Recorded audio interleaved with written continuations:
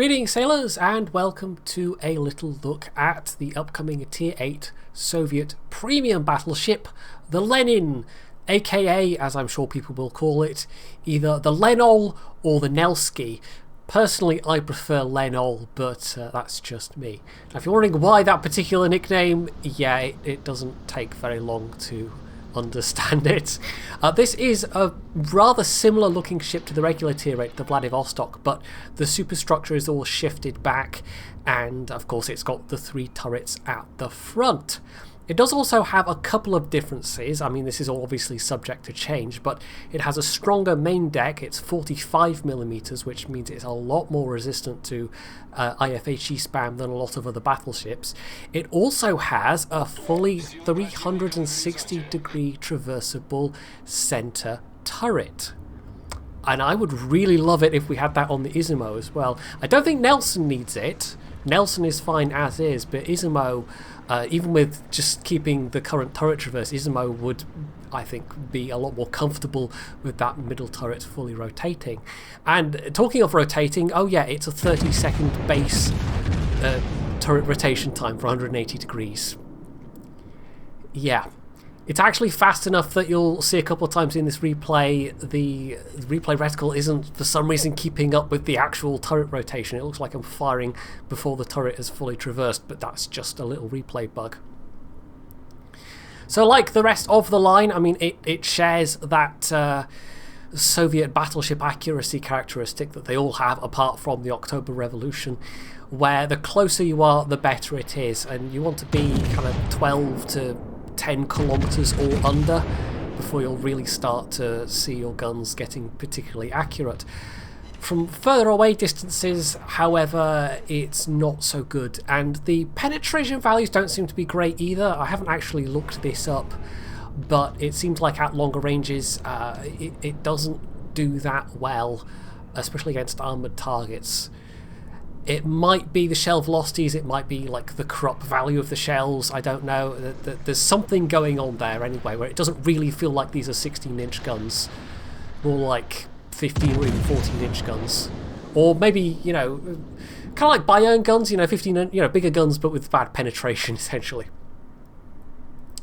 So although there are some nice tasty broadside targets to shoot at, I don't really either particularly have the accuracy or the penetration to take advantage of them at this range. But there's a couple of things going for me in this particular game. For one thing, I am top tier. For another, there's no carriers, which means I can spend much greater amounts of time idling around at lower speeds, which is harder to do when there are carriers who will go for you as an easy target. Well, having said that, the AA is not bad on this. It's certainly better than the secondaries anyway. The secondaries on the Soviet battleships are pretty terrible across the board for the most part. But yeah, also the fact that it's this map does help me out a bit as well. It means that potentially I can help push down on a flank a bit more on either side of the map compared to a lot of other maps where it might be trickier to actually get as close to the enemy as I want to be. There are 3 destroyers to be wary of though, so I can't be too idle. I'll also maybe point out this is a version of the ship with the deep water radar. As far as I know, that's been removed from all of them, and you will only get me to see it once in a really inconsequential fashion later on anyway, so it doesn't really pertain to the outcome of this game. There's only 1 or 2 games playing the ships overall when they did have it that I actually got a use of it, but yeah, I don't know if they'll maybe replace that with something else, because otherwise it will just literally have the damage control party and the heal. But I would kind of be okay with that, because I think overall this is a fairly strong ship. The only real major penalty you pay for that great turret traverse and the 360-degree traverse on the center turret is you have a 33-second reload. And obviously the Soviet battleship accuracies as well, but you can overcome that by trying to get closer.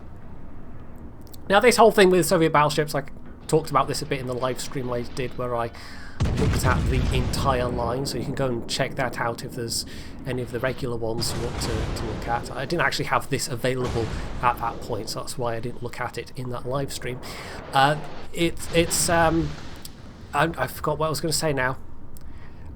Something about drive me closer, I want to hit them with my sword. Oh yes, how situational they are. There are going to be a lot of circumstances where you're forced to be a bit further back, and it might only be towards the end of a match that you can actually close the kind of distances where your guns are really going to shine.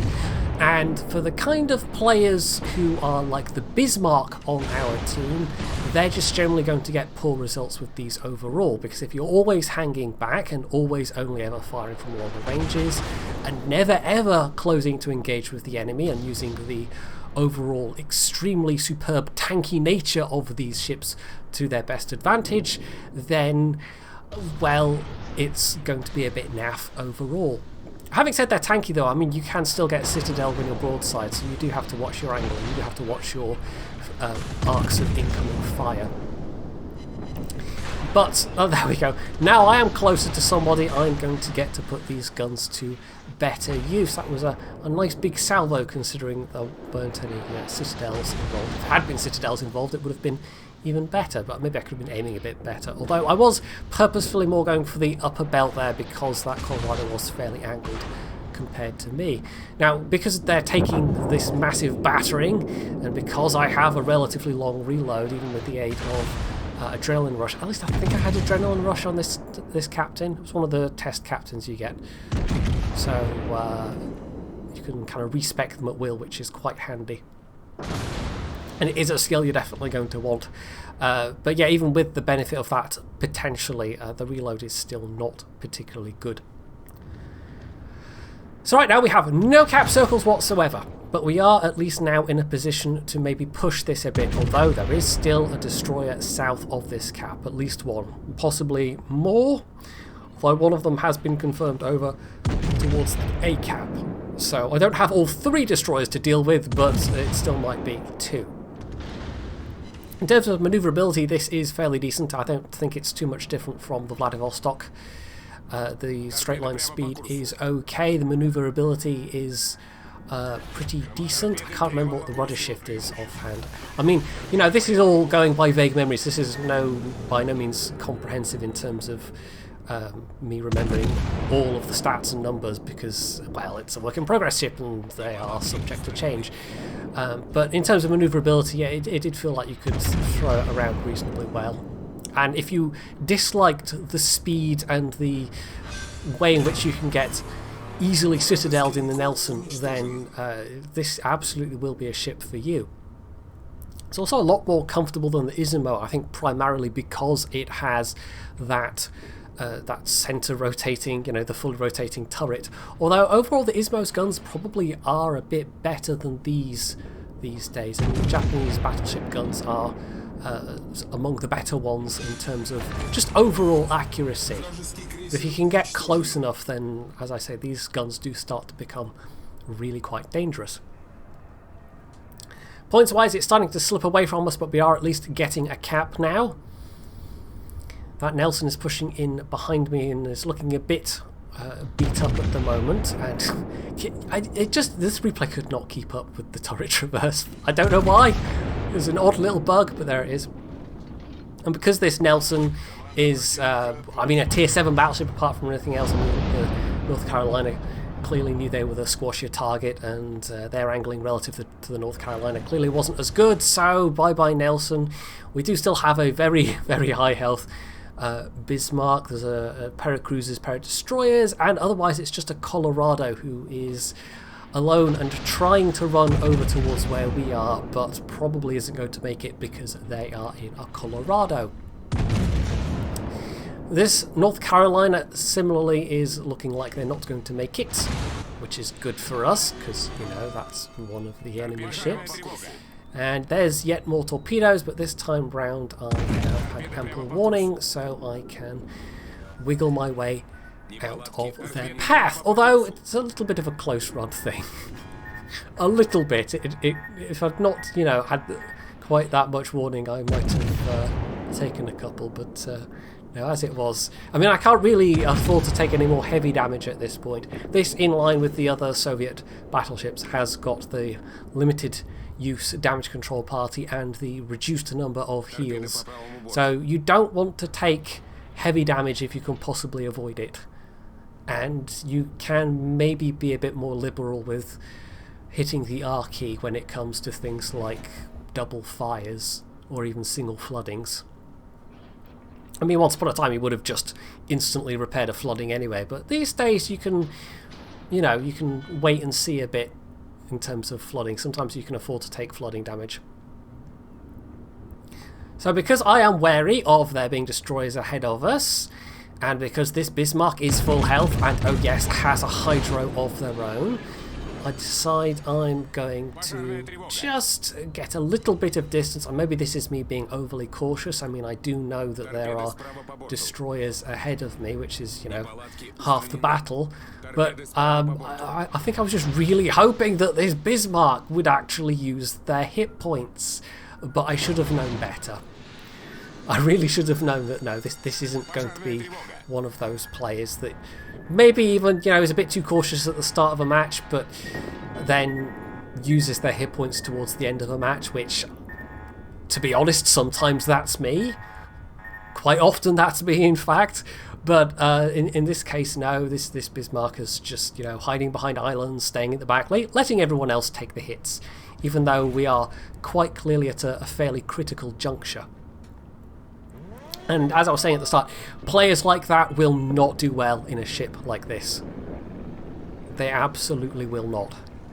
The guns just do not reward ranged sniping at all. And it's not like any of the Soviet battleships have a particularly fantastic range either. And I don't even think any of them get a spotter plane. The one I did find that the most awkward with was the tier 4 overall. The rest of them I found the range to be relatively sufficient, as it is in this. You know, it's not spectacular, but it's fine. Yeah, for the tier 4 it was actively a bit of a pain, shall we say.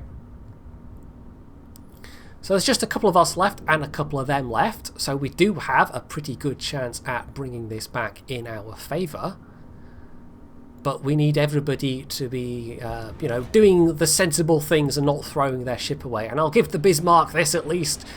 They didn't go blundering into a wall of torpedoes or anything like that. They didn't die pointlessly, as we sometimes see players doing. Going from, you know, very high health to no health at all when they, you know, decide all of a sudden, having done nothing all match, to then make a completely insane push. At least they weren't that player. So for the two remaining battleships, well, obviously the Tirpitz is lower health and has bigger guns, although the faster firing guns of the Scharnhorst might be an issue if they manage to find an angle on my sidearm, but for the time being, yeah, this Tirpitz is easily the priority. And, well, they've just eaten a torp, and although I didn't give quite enough lead, I'm going to get the kill. That's a bit of a weird citadel to get at this range, but I'll take it. Normally you have to hit that turtleback armor at a much longer range in order to get the citadel hits on those German battleships, but sometimes RNG does funny things to your shells, as it clearly did this time. So I'm approaching 2 million potential damage. I mean, it's not bad. Yes, I'm a top tier tier 8 battleship, and yes, you can do that in other top tier tier 8 battleships. But yeah, considering the battering I've taken, I think other ships might have melted a little bit sooner. Although there wasn't that much in the way of IFHE spam, or ships that would potentially have IFHE in this game. So I don't know how much of a difference that 45mm main deck made. Your fore and aft decks are still 32mm, which is in line with, I think, all other tier 8 battleships. But it's that 45mm deck combined with the fact that it's a relatively small superstructure that makes this actually a harder ship to burn down than a lot of other ships.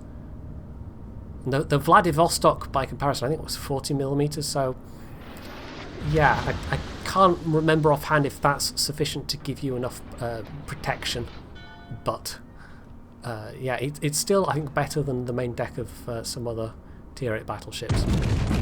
But 45 really is exceptional, and one of the reasons why the Izumo has improved so much over the various buffs it's had is one of the things they did was give it a 50mm main deck, which, because it's got this vast expanse, you know, that of deck area, made it a lot more resistant to IFHE spam. So we're capping. We've got the Bismarck going to help cap A for some reason. I don't know why, but okay.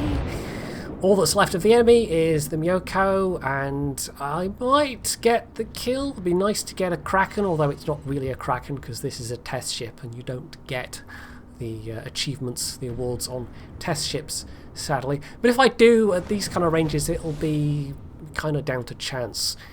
I'd be a lot more comfortable in, gosh, I don't know, the Amagi or even the Tirpitz, the Bismarck. You know, you've got the fewer guns, but you've got the better shell velocity to work with. These are not particularly fast shells. And you add the dispersion into that and the low rate of fire. It takes a little while to get damage done unless...